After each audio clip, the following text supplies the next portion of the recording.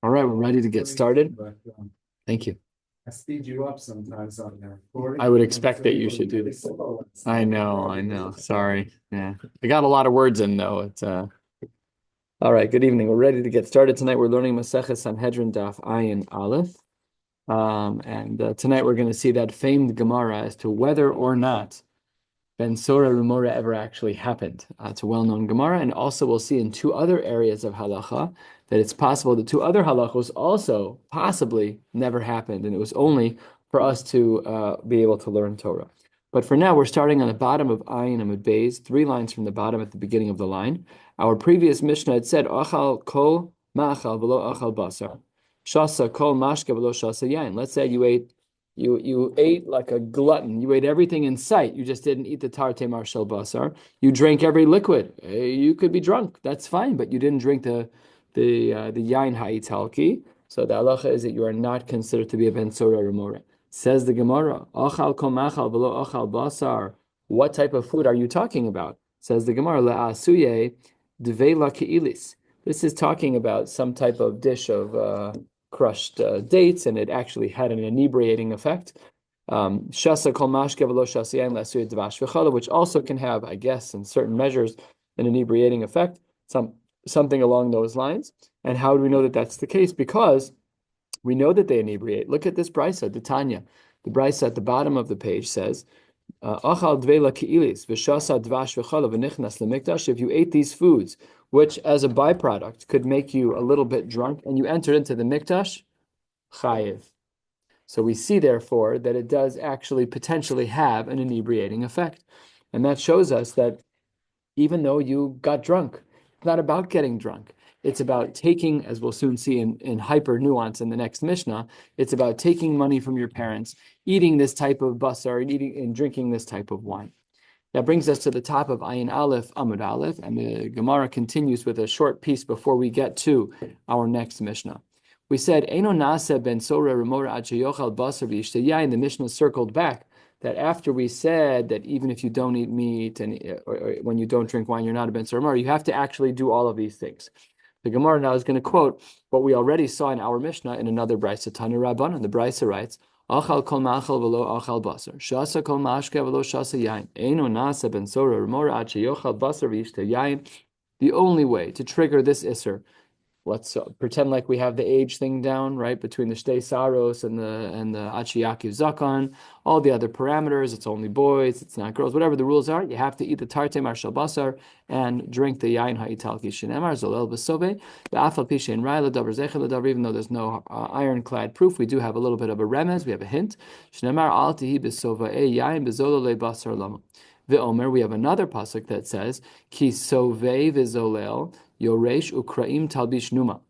So these two psukim speak about Zolel Vesove, and that is a reference to eating meat and drinking wine. It's actually reversed in the pasuk, right? Zolel should be for the meat, and Sove should be for the wine. So it's a little bit structured differently. And on this last little piece of the pasuk, Ukraim Talbish Numa, here we learn a special din about not falling asleep in the base medrash. Amar Reb Zera, kol hayashin bebeis hamedrash toraso nases lo crime. Anyone who falls asleep in a base medrash, their Torah is like crime. It has tears in it, meaning you won't remember it all. Shene'emar u'kraim talbish numa, that the tears will be dressed in sleep. Literally, is how it translates. And in fact, in halacha, the way that this works out is that the real prohibition of the Gemara is taking a shenas keva. You're laying the chairs out, you're getting a pillow and a blanket.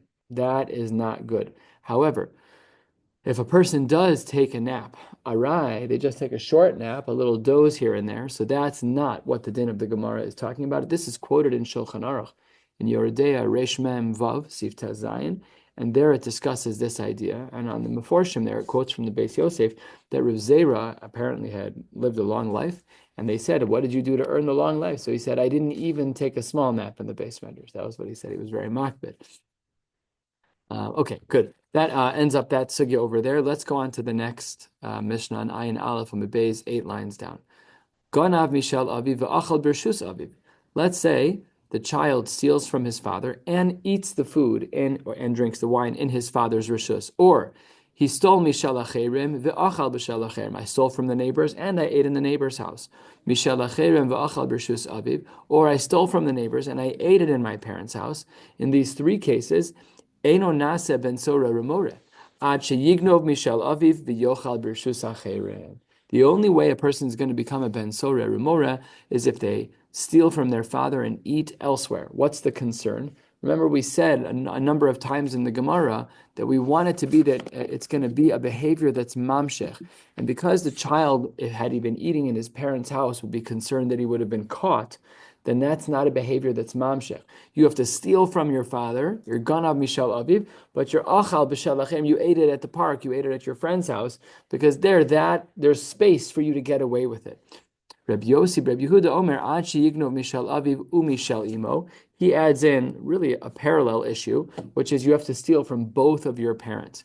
And right out of the gates, the Gemara says, not right out of the gates. We'll get to the mother sugya in a minute. The Gemara opens with the following. Ganav mishal aviv v'achal b'rshus aviv. So says the Gemara, if I stole from my father and ate it in my own house, afal gav d'shchiach le bois.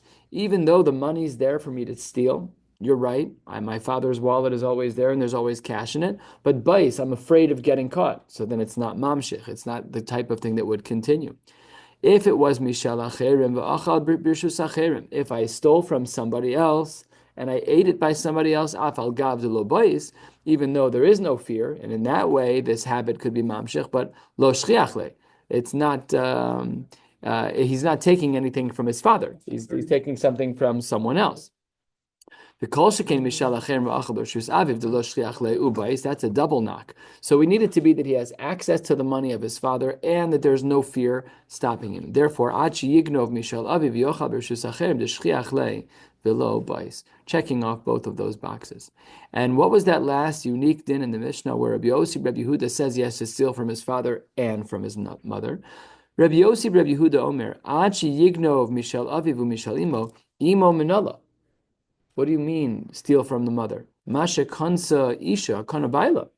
We usually assume, unless a woman is not so michal shulchana, or if she decides that she's not gonna take anything from her husband, whatever the case may be, that she has her own money. That's usually not the case. It means that you're stealing the meat from a meal that's prepared that will feed both the mother and the father. The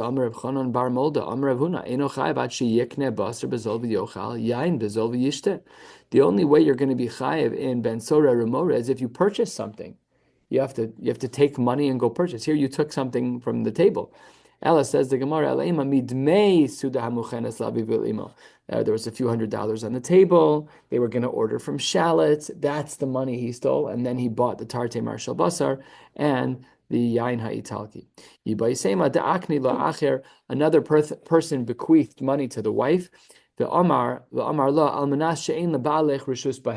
It was a very earmarked type of fund that was only allowed to go to her. And that brings us to the next Mishnah, more than a third of the way down on Ayin Aleph Amud Aleph. Let's continue. Let's say the father wanted to turn the child into Bezdin as a Ben Soreh Remora, but the mother, heartstrings, she couldn't do it. Or the reverse. Aviv Eino Rotze ve'imo Rotze. The father is saying, I'm not able. Eino Nase Ben Soreh Remora Ad Shneim Rotzim. Both parents have to want their son to die beskila. Wow, doesn't that lower the opportunity here? That's not the kind of thing that parents usually want for their child. Rabbi Yehuda Omer, Im lo hayasa imo ru'uya la'aviv. And then he adds a side din that if the mother really wasn't fitting to be married to the father, eino nase ben soreh remora. So this, the Gemara that takes issue with right away. What does that mean that the husband is the mother of the child, right? That you have a boy, Chaim, and Rachel and Reuven are married. So the Mishnah says if she's eino ru'uya, it's no ben soreh. Ask the Gemara, my eino ruya. If you want to say that the relationship is fundamentally flawed, they're not really married because she's chayve krisus. But even though that's true, so at the end of the day, avua ninhu ve'ime ninhu. Even if the relationship is usser, it doesn't mean that the mother isn't the mother. So why can't there be ben soreh in such a case? Ella says the Gemara, b'shaveh la'aviv ka'amar.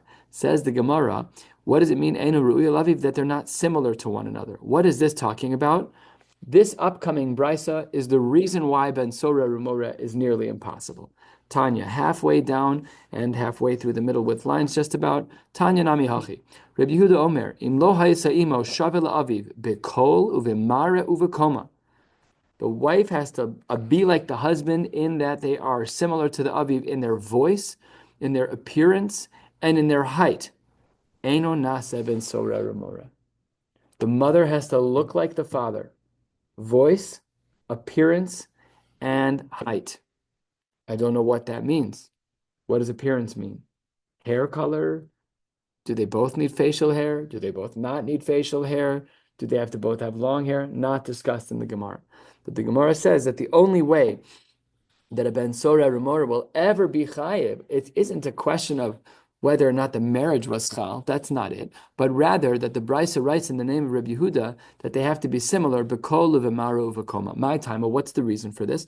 Damar kra enenu shomea bekolenu, in our voice, in our singular voice, because we sound similar. I only know one pair of people, maybe two pairs of people in the world who sound so similar that they're indistinguishable. It's very rare. I have a sibling that I sound somewhat like, and we've been mistaken before, but only by people who don't really know us. The parents, We're both male. and we're both male. There's no way that this will ever happen. And says the Gemara, wait 1 second, the pasuk's only talking about kol, enenu shemeh bekolenu, and here's a jump. Midekol ba'inan shavin, mara v'koma nami ba'inan shavin. That's a tushtel, right? Mehechatesi that we should say that there's an equivalence between kol and mare and koma. Nevertheless, that's the assumption of the Gemara. And the Gemara just moves on as though this is relatively normal to say that therefore Ben Sora Remora might not have ever happened. 2/3 of the way down. Kiman Azla Hadatanya, who says the following brisa: Ben Sora Remora lo haya velo asid lios. It never was, and it will never be in the future. V'lama nichtav. Why then did the Torah use real estate on the parchment to speak about this unique isser? Drosh v'kabel schar, so that you can learn, that you can analyze, and you can get reward. Kiman, who is this brisa like? This is Reb Yehuda, who just 4 lines ago told us that the mother has to be like the father, bekolu v'mara uvekoma. And that's why it's nearly impossible to ever have a scenario like this. Let's review. The boy has to be in this 3-month range approximately of shtei saros to Yaakov Zakon. It has to only be a boy. It has to be that both parents want it to be the case. It has to be that he stole from the parents' house and ate it somewhere else. The parents have to have the same kol mare and koma. And the operator, it's this and this and this. It's every single box. What does he say? Basically, if the man sounds like a woman, he's probably a saris and therefore doesn't have a child. Nice. If she sounds like a man, she's got a problem, probably couldn't have a child. So Ben Sora was never happened. Wow. Great, no? This is from the most famous Gemaras that there are. Yeah, I've never seen that Bach though. I didn't look at it. That's very good. It makes it even more impossible, right? In case you thought maybe. Yeah. No. That's a pretty bad moment to find out that that's not even your child, you know. Okay, so that was like Rabbi Yehuda. Ibaisema, some say that really our Mishnah is like Reb Shimon. He Titania, Amar Reb Shimon, v'chim mipnei she'achal zeh tarte mar basar v'shasa chatzi lo yain ha'italki avi v'imo motzino so l'saklo. You're telling me that any sane parents are going to take their child who ate a tarte mar shal basar and they drank the yain ha'italki, be like, okay, Zis, look, it's been a good run. You know, we're going now to get stoned. You know, of course not. And by the way, we also had Malkos in between, which we are going to now see on the top of the next Amud. Ella lo haya velo asid lihios velo manichtav drosh v'kabel schar. However, there is a dissenting opinion. Amar Rav Yonasan, ani ra'isi v'yoshavti al kibro. Wow. Rav Yonasan said, I saw that there was a child who was a ben sora rumora. Every box was checked. Remember all of them? We just ran through them and I skipped a bunch of them. Every box was checked. Says the Gemara that he sat on the kever. Next brisa. and unrelated to our sugya in regards to ben sora remora, but similar in that it's an area of halacha that could be lo haya v'lo asid lios. Says the Gemara, Kaman az lahadatanya, who says the following brisa, which is a tosefta over here. The brisa says, Ir hanidachas, a city that needs to be destroyed. Lo haya v'lo asida lihios. It has never happened, and it never will in the future happen. Why is it that the psukim speak about Ir hanidachas? Drosh v'kabel schar. Kaman. Who is that like? That's Rabbi Eliezer, the Tanya. Rabbi Eliezer Omer, Kol ir sheyesh ba'afilu mezuzah achas. If there is a city that has even one mezuzah, eina nases ir hanidachas. Why? My taima? Because Omar Akrav is Kol shlola tikbots al toch rechavas v'sarafta beish. You need to burn the whole city. The kevanika mezuzah lo efshar. But if there's one mezuzah in that whole city, well, then you're not allowed to burn it. So here we have a logistical reason as to why it is that an Ir Nidachas can't be burned. You're telling me that there's no mezuzah? I go to people's homes all the time. They couldn't be further off the reservation. They've got the mezuzah upside down and sideways, but they have a mezuzah. They have a mezuzah. Zero mezuzahs in a city with Jews? You don't have to be so from to have a mezuzah. There's no way. And yet, again, and look at it, it's the same person. Amar Rabbi Yonasan, Aniri Shafti al Tila. I saw it. It's like he's a storm chaser a little bit. He's like, I saw it. He's like, I was at an Ir Hanidachas, and I sat on the hill after it burned. I saw it. Third sugya, Kiman Azlahadatanya, who is the author of the following brisa? This brisa can be found in the Tosefta Negoin. Bais Hamenuga, a house that has a negat saras. Lo haya v'lo asid lihyos, there's no such thing, it's never happened. Why was it ever written? Drosh v'kabel schar, so that we would learn it and receive a reward. Kiman, 12 lines or so from the bottom. Kireb Elazar, Bereb Shimon. Ditznan, Reb Elazar, Reb Shimon, Omer le'olam ein habayis tamei ad sheyira kishtei grisin. It has to be that what you're seeing is two grisin, which is like two pearls of barley. Al shtei avonim, that are on two stones. Bishtei ksalim, on two different walls. Bekaren zavis. Again, a list of this and this and this, but it's exhaustive and it's extremely difficult to achieve. Orko kishnei grisin, the length of it has to be that it's 2 grisin long, v'rachbo kigris, and the width has to be, it's a very specific size. Everything is so specific. My time under Belazar Reb Shimon that he says that it has to be in a corner in a karen tavis because ksiv kiru ksiv kiros. So says the Gemara, Ezehu kir shehu kiros. What wall is the kind of wall that has 2 walls? So this says the Gemara, Havi Omer is the karen tavis. Tanya, the Brisa says, not the same Rabbi Yonasan this time. Amar Rabbi Lazar Reb Tzadok Makom Haya B'Tchum Aza, which is what is obviously right where everything went down. There was a place by the border of Aza. I don't know if historically it's the same spot. V'Hayakorn Osa Churvasa Skirta, and they called it the destruction of the skirta, where the house was closed in, meaning there was a place where they actually did have a base menuga. And similarly, Amar Reb Shimon Ish Kfar Ako Pamachas Halachti LeGalil V'Ra'isi Makom Shem Metzayin Oso. There was a place that I saw, and there was a sign in that little section of the desert. What did it say? V'Amru Avanim Menugaos Pinu Lasham. The stones that had a negat zaras on them have been moved over here. Stay away. They're going to make you tamei. So that's what they did. So this is in all 3 cases of machlokes. Did ben soreh rumora happen? That was case number 1. Did ir nidachas ever happen? That was case number 2. And then the bais hamenuka happened. Did a house ever get saras? End of the Mishnah. End of that Gemara. Haya echad mehem, if one of the parents was a gidem, they were missing a hand. Haya chiger, they were not able to walk. O elam, they couldn't speak. O suma, they were blind. O cheresh, they couldn't. Cheresh, different depends on how you define cheresh, because we've seen a lot of definitions.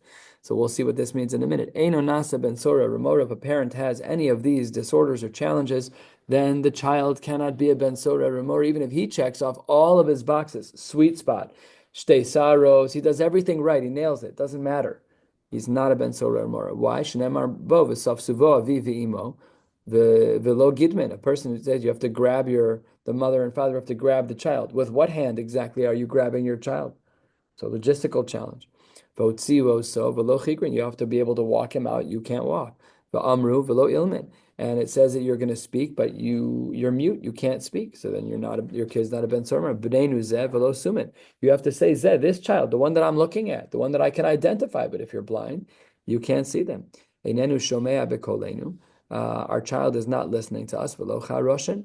Masrin bo bifnei shlosha. The Mishnah adds that we warn him in front of three people, umalkinoso, and then we give him malkos. If that doesn't work, chazar v'kilkel, if he goes back to his bad ways, nidon be'esrim v'shlosha, then he is going to be judged in front of a bezdin of 23. So we just saw an additional layer here that he gets malkos before he gets killed. Again, there's so many protective layers over here. And actually, if you go through Sanhedrin, as we have done so far, there is a sensitivity here that even when people are really pushing the envelope, we do everything we can to prevent them from being killed. The one exception that we learned is Mesi Sumediach, people who are trying to convince you to do Avodah Zarah. There, we said that we are machminin. We try and trick that person and try to catch him on tape. We try to catch him with witnesses. But the Gemara, the Mishnayos, the Psukim, they go out of their way to prevent, Rahman al-Islam, the killing of a Yid. The Mishnah concludes, Ve'eno niskal ad yehu sham shlosha harishonim. Whoever the three people were who gave the malkos have to be present at the skila. Shnemar b'neinu zeh, zehu shalokal bifnechem. They need to say, yes, this is the person we gave malkos to. Yet another, if we were to write the list of things, this, and it's 50 things long. Is the malchus in that same time period? What does that mean? In other words, does that take place also between the time of Shesar? We'll see in the next Mishnah that the punishment can be meted out if the Gemar Din was already given during that time. The beginning, the malchus came earlier and then he continued. Correct. So the Chazar, yeah, the Gemar Din has to happen, I think, during that period of time. What about the malchus? The malchus are for sure during, because the Chazar Hadin means that. So you got a lot going on. Oh, it's a short time. Yeah, I mean, his misbehavior is probably Gets malchus, but then whatever the age is. I don't think he's getting the malchus. I think he's getting the malchus during the 3 months. I think so. I mean, that's what. Yeah, that's what I'm asking. Yeah, it seems that way. It seems that way.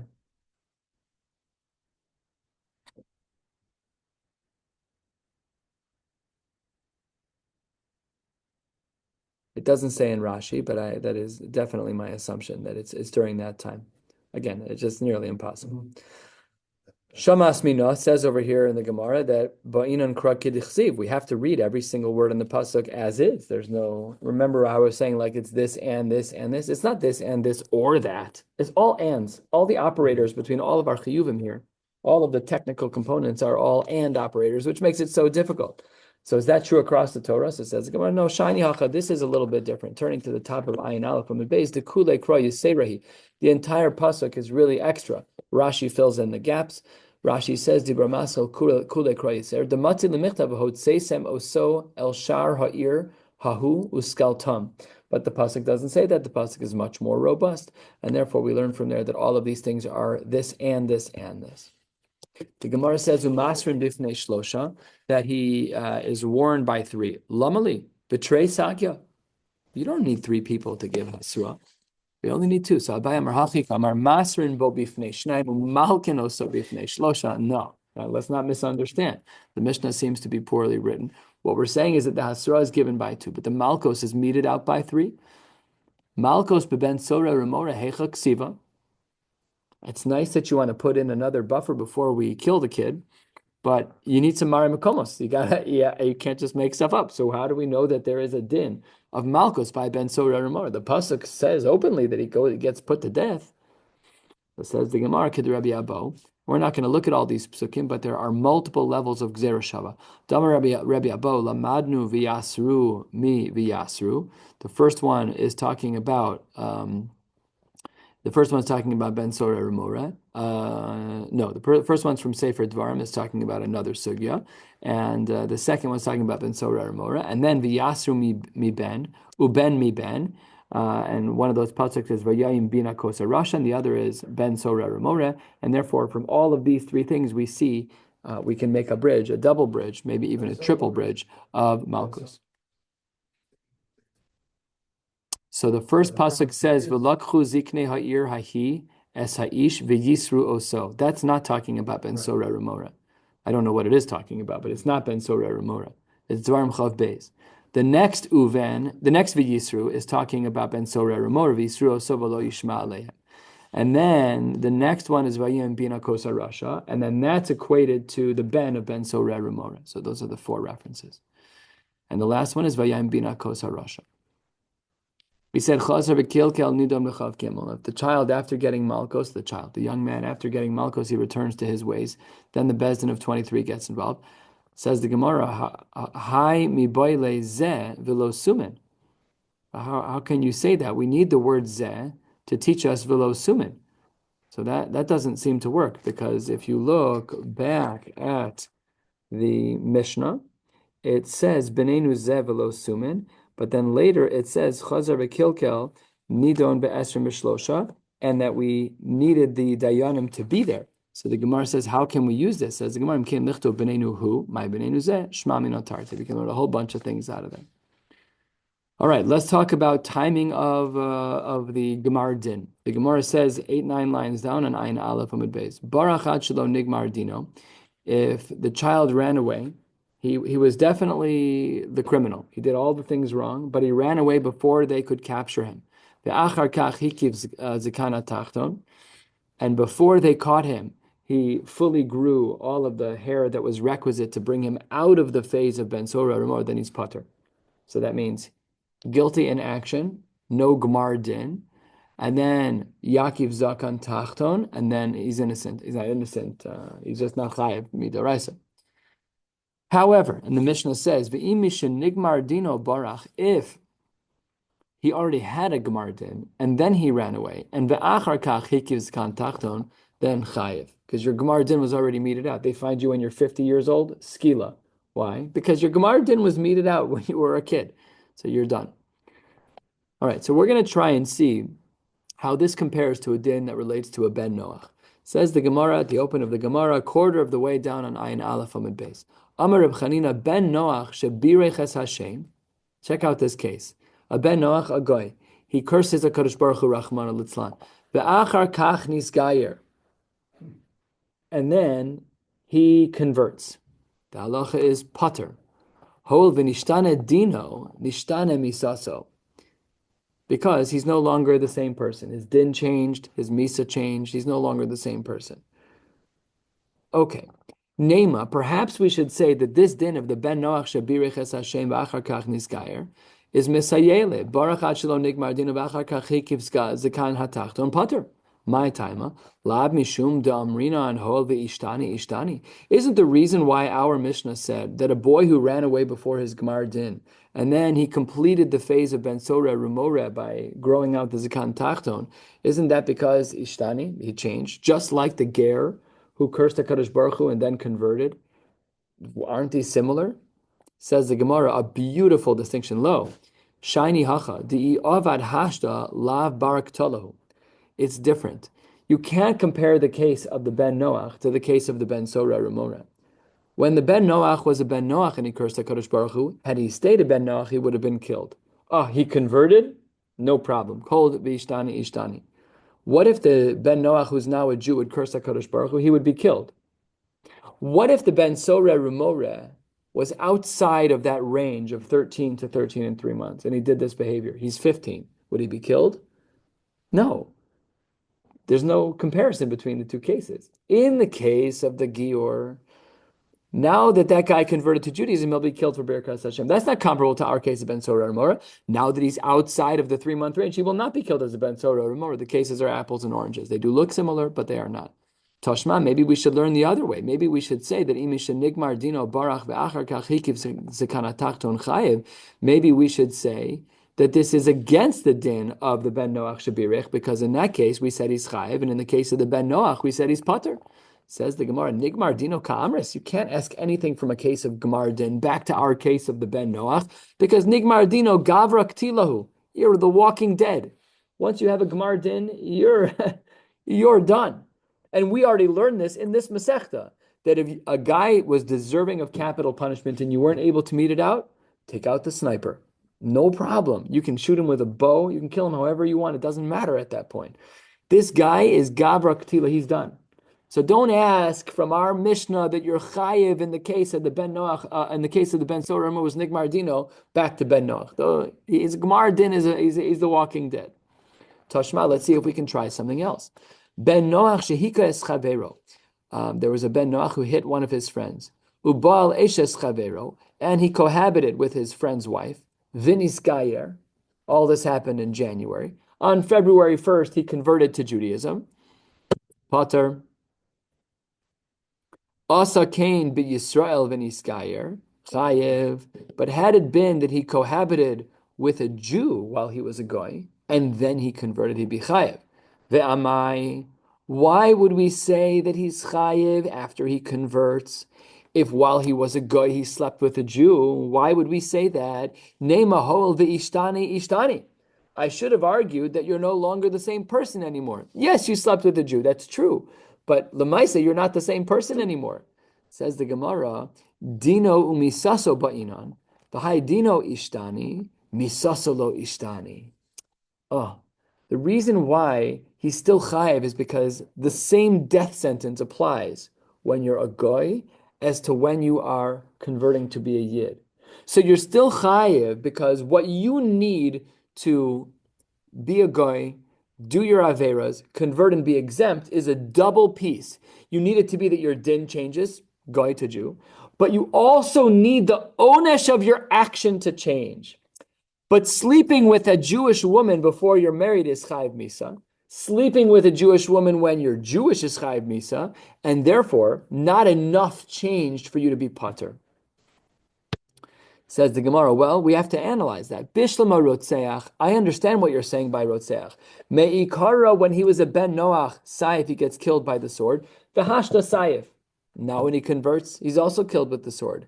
Ela eshes ish, but when it comes to the crime of cohabiting with someone's spouse, if the ben Noach slept with a woman while he was a goy and the woman was Jewish, me'ikara Saif, that would have been killed with the sword.